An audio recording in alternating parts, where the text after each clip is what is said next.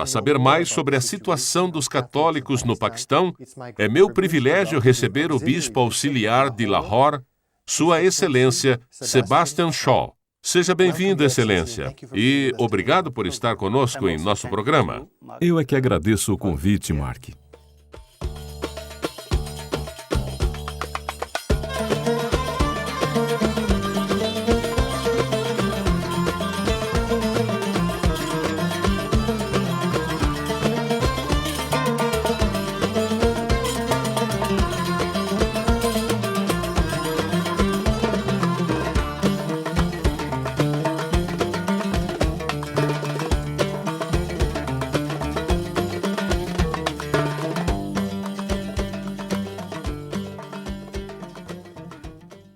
Excelência, só para contextualizar um pouco para nossos telespectadores. O senhor nasceu em um vilarejo cristão na província de Sindh. É normal no Paquistão os vilarejos serem divididos de acordo com a religião dos moradores? Sim, eu acho que é quase um objetivo, pois somos a minoria. Sendo a minoria, nós queremos professar a nossa fé, rezar e praticar nossa fé com mais liberdade. Por isso, os antigos missionários reuniram as pessoas nos vilarejos. Posteriormente, essa terra foi comprada e dada à população, que se tornou mais independente e tiveram seus próprios negócios como fazendas. Essa era a ideia. No meu vilarejo e nos outros também tem escolas, que às vezes são do ensino fundamental, ou médio, ou até superiores. Nos diferentes lugares havia escolas. E claro que também existiam grandes igrejas para a liturgia, para rezar. É mais ou menos assim. Isso significa que vocês não estão integrados com a sociedade paquistanesa, já que vivem separados. Não, nós nos integramos com os outros vilarejos vizinhos. Então é só para ter mais liberdade para professar? Exatamente. O senhor foi criado em uma família tradicionalmente católica. Meu bisavô materno era catequista. Ele trabalhou em Punjab e depois, posteriormente à divisão, quando esse vilarejo foi criado, essa vila foi criada em 1938, antes da independência.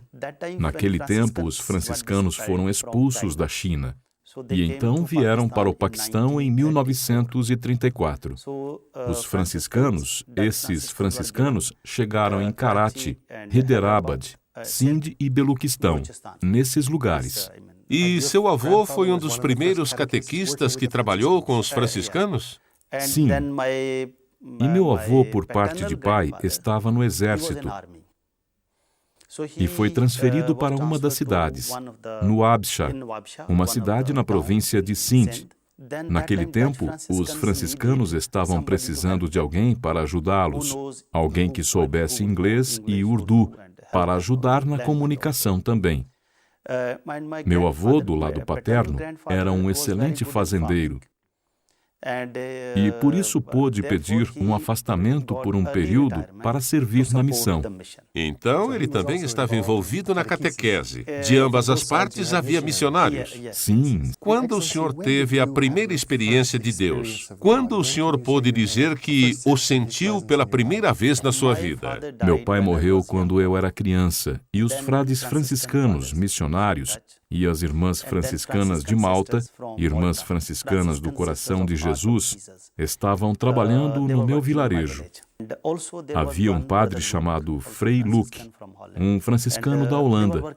Eles trabalhavam muito pelos jovens, pelo desenvolvimento das pessoas, pelos doentes, nas escolas para as crianças e até mesmo pelos animais doentes.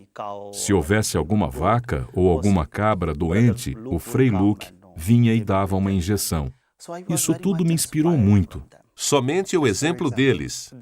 O exemplo deles. Eu também era coroinha quando estava na 3ª ou 4ª série, desde essa época. Muito jovem. Muito jovem. Minha mãe me contava muitas histórias de santos. Ela sempre me disse, quando eu era coroinha, que os coroinhas são como anjos. ajudando os padres que representam Jesus, que é como outro Jesus. Logo, o coroinha era um anjo. Então, daquilo começou a vir a ideia de como me tornar missionário. Minha mãe me contou muitas vezes a história de São Sebastião, de como ele foi mártir e morreu com flechadas. Eu pensava que algum dia eu também iria dedicar a minha vida à igreja.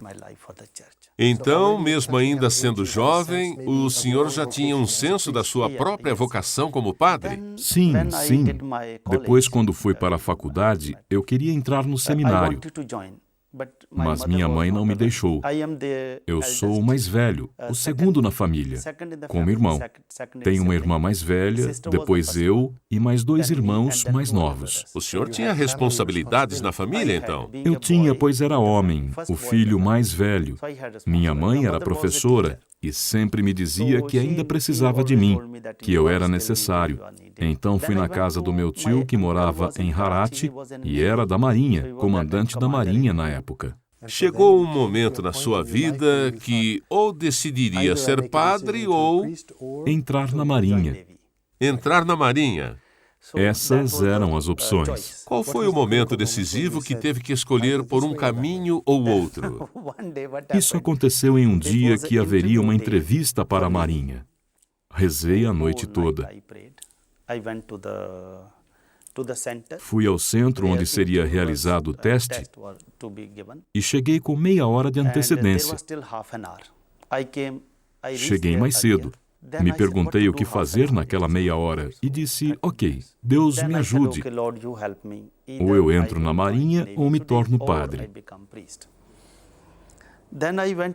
Então fui até a Catedral de São Patrício, que era próxima, e me sentei no último banco. E nesse banco tinha uma imagem de Nossa Senhora do Perpétuo Socorro. Comecei a rezar e caí no sono, dormi.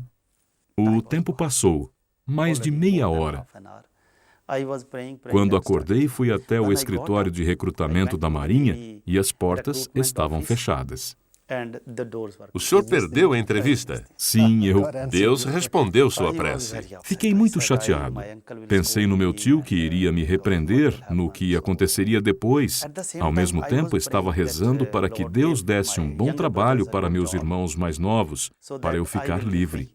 E ele respondeu? Sim, na mesma semana, meu irmão foi para Karachi, pois ia ter entrevista para as siderúrgicas do Paquistão. E ele conseguiu um trabalho? Conseguiu. Depois de uns 6 ou 7 meses, meu irmão mais novo também foi para Karachi. Ele também conseguiu um trabalho. Conseguiu um estágio para técnicos de laboratório. Depois de tudo isso, você poderia ir até a sua mãe e ela estaria tranquila para te deixar ir. Sim. Excelência, os cristãos são a minoria no Paquistão, sendo menos de 3% da população total. Como o senhor vê seu relacionamento com os compatriotas muçulmanos? Veja, na vida do dia a dia, cristãos e muçulmanos trabalham juntos. Digo, podem trabalhar juntos. Isso não é um grande problema. Ser minoria é um sentimento contínuo de se sentir minoria. Mas, ao mesmo tempo, nos sentimos paquistaneses. Somos todos paquistaneses. Então não tem problema. São alguns grupos religiosos que criam um problema. Se às vezes em áreas remotas um imã dá uma visão fundamentalista e parcial, então os problemas surgem. Da mesma forma, quando estamos nas escolas, mesmo que sejam escolas cristãs, dos missionários, somos 3%, às vezes 4%, dentro de uma maioria muçulmana. Os cristãos e os muçulmanos são bons amigos, sem problemas. Nós podemos perguntar para eles sobre o Santo Corão, sobre os santos profetas, e eles também perguntam sobre a Bíblia, sobre Jesus, logo não há problema. Contudo, nos últimos anos, sentimos que está difícil responder para eles. Pois sabemos que devemos ser cuidadosos, devemos ser bem cuidadosos. A maioria das pessoas trabalhando em escritórios ou outros lugares normalmente não fala sobre religião. Isso é algo recente e acho que é bom também. Que a religião não deve estar tão presente no dia a dia. No dia a dia, precisamente. Porém, sabemos que aquele irmão é muçulmano e ele sabe que sou cristão. Nós sabemos. O problema é que agora há esses grupos que criam dificuldades. Acredito que em certos vilarejos, como Sindh, de onde venho, não existem, em Sindh não existem, como que costumes religiosos ruins. Em Karachi também dificilmente se encontra, mas em outras regiões do Paquistão, como Punjab, existem essas coisas. Estão diminuindo, mas em alguns lugares, por exemplo, em alguns hotéis, se você tomar uma xícara de chá e a pessoa sabe que você é cristão, ela poderá te bater e quebrar o copo. Por quê? Porque um cristão tocou no copo. Ele foi contaminado. Nem os copos têm direito a viver. Como os acontecimentos internacionais repercutem no Paquistão? Como exemplo, cito o caso do pastor na Flórida que queimou o Corão. E isso repercutiu muito na mídia. Que tipo de repercussão acontece aos cristãos paquistaneses quando há este tipo de acontecimento contra os muçulmanos em outras partes do mundo? Um ponto é muito claro, que nós, os cristãos do Paquistão, e talvez em outras partes da Ásia, somos postos à parte e somos a cultura que está aliada ao Ocidente. Ligam essas duas coisas? Sim, mesmo que seja assim. Eu nasci no Paquistão, sou paquistanês, vou viver no Paquistão e morrerei no Paquistão. Deste modo, devemos entender que o cristianismo não é a religião ocidental. Jesus Cristo nasceu na Ásia. Jesus nasceu na Ásia. A Bíblia foi escrita na Ásia. Somos asiáticos. Claro que entendemos que os missionários vieram do Oeste, da Europa, mas isso é outra coisa. Por a Europa ser um continente cristão, pensam que nós estamos com eles, o que não é verdade. Estamos na Ásia. Logo, quando qualquer coisa acontece na Europa ou na América, imediatamente sentimos o efeito e somos perseguidos. Como foi o caso recentemente com esse pastor da Flórida, que quando escutamos o acontecido, pensamos que não iria ocorrer nada, que ele não iria fazer nada, porém estávamos com medo. Nós escrevemos da Conferência dos Bispos do Paquistão para os Estados Unidos, para o governo paquistanês, assegurando que estávamos juntos, rezando para que nada acontecesse, porque pensamos que nenhuma pessoa tem o direito de magoar os sentimentos dos outros, ainda mais quando são sentimentos religiosos. A religião é sagrada e importante para cada um. Quando a Conferência dos Bispos no Paquistão toma essa posição e diz claramente que isto não é o que cremos, não concordamos com isto, o senhor vê algum efeito? Se reduz a tensão que pode ter surgido no contexto local? Sim, eu também sinto que muitos paquistaneses, e isso deve ser ressaltado, muitos paquistaneses são muito liberais. Eles compreendem. São moderados. São moderados. E, além disso, entendem que os cristãos do Paquistão são uma minoria. Uma coisa é ser minoria e outra é ser uma minoria pobre. Não somos homens de negócios, não controlamos o Paquistão. Existe uma minoria e existe a pobreza. E vocês são ambos. Talvez em alguns países as pessoas são uma minoria, mas ao mesmo tempo são poderosos. Que podem influenciar nas situações. Sim, acredito que no Paquistão não são muitas as pessoas que entendem nossa situação. Eu me lembro dessas tirinhas de jornal. As charges da Dinamarca? Isso, na Catedral de Lahore, nós pusemos um grande banner dizendo que condenávamos aquilo. E é verdade que condenamos. Ninguém tem o direito de ofender ninguém, especialmente quando se fala de religião. Ninguém. E as pessoas foram receptivas. As pessoas entenderam. Muitas pessoas agora a aceitam, mas existem algumas que provocam os sentimentos dos outros. O governo entende que somos pobres e que somos paquistaneses, e não de outro lugar do mundo. Como evangelizar neste tipo de contexto? Primeiramente, a nossa missão é testemunhar nossa identidade cristã. Isso significa que nossa evangelização deve começar entre nós mesmos, entre nossos fiéis. E não evangelizamos mais uma pessoa, mas sim sentimos uma responsabilidade de evangelizar a sociedade como um todo. Se existem injustiças contra qualquer pessoa, nós devemos ajudar através de nossas escolas, através de nossos hospitais e nossas instituições. Tentamos trazer um modelo de como a sociedade deveria ser de verdade,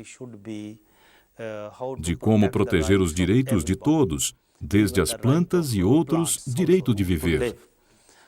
Como acontece em Lahore, acho que é no dia 18 de agosto, que temos uma grande, na verdade não grande, mas uma procissão na nossa escola. Vamos da escola até a avenida principal e depois até o escritório da Caritas. Temos cartazes que dizem: "Salvem o mundo", Mãe Terra, plantamos árvores, incentivamos a ecologia, o uso responsável da água. Muitas pessoas param, e mesmo nos ônibus, e acenam. As pessoas gostam destes pequenos esforços. Sua Excelência, obrigado por ter estado em nosso programa. De nada, rezarei por vocês também, para que Deus dê mais coragem, força e fé, e, claro, muita saúde, para que continuem a evangelizar através destas entrevistas e publicações. Muito obrigado, senhoras e senhores, por terem assistido o nosso programa. Se quiserem saber mais sobre a situação dos católicos no Paquistão ou como ajudar, eu os encorajo a olharem as informações para contato no final deste programa. Esperamos vê-los na próxima semana. Até lá!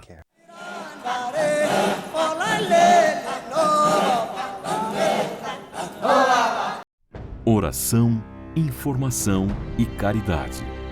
Este é o tripé em que ajuda a Igreja que Sofre atua há mais de 60 anos. Seja no sustento de missionários e religiosas, na formação de novos padres ou na construção de igrejas, a Ajuda à Igreja que Sofre apoia projetos em mais de 140 países, tanto em regiões de missão como nos lugares de perseguição. Você pode fazer parte desta obra. Ligue agora para 0800 77 099 27 ou acesse o site www.ais.org.br e peça para receber gratuitamente em sua casa o boletim mensal da Ajuda à Igreja que Sofre. Assim, você estará bem informado sobre o que acontece com a sua igreja e saberá como você pode ajudá-la com sua oração e doação.